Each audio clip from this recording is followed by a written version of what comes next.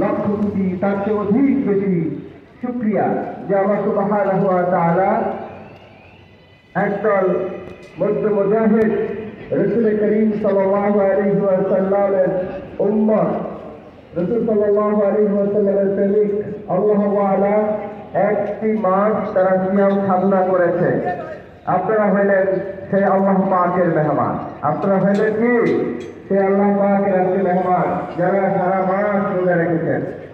এবছরে আমরা 29 রোজা রেখেছি, ঠিক কিনা বলেন? এই 29 রোজার পরে আমার আল্লাহ পাক আমাদেরকে আমন্ত্রণ জানিয়েছেন ঈদের মাঠে। আল্লাহ পাকের ঘোষণা হলো আল্লাহ তাআলা আপনার জীবনের গুনাহকে আল্লাহ মাফ করে দেবেন। এই ঈদের ময়দান থেকে একজন রোজাদার ঈদের মাঠ থেকে একজন মাসুম হয়ে বাসায় ফিরে যাবে।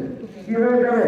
মাসুম মানে যে গুনাহ, যার কোনো গুনাহ নাই, মাত্র সদ্য জন্ম নেয় একজন শিশু যেমন থাকে, এই রমজান মাস সব কিছু জ্বালাইয়া পোড়াইয়া ধ্বংস করে দিয়ে একমাত্র আল্লাহ সুবহানাহু ওয়া তাআলা বান্দার আমলটাকে ওই মাসুমুল্লাহ সাইয়্যাতিল হাসানা সব অন্যায়গুলোকে রিমুভ করে দিয়ে ফুলফিল করে দেয় হাসানা দিয়ে, বলেন সুবহানাল্লাহ। অর্থাৎ এই দিন হলো সেই দিন, এই দিনে বেকার থাকতে হবে না, এদিন থাকতে হবে কি খুশি।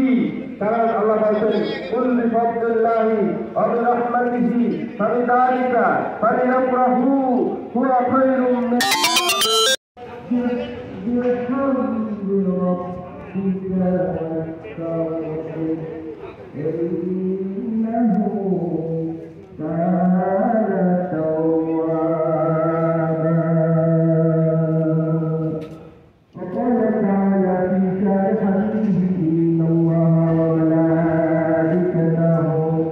يصلون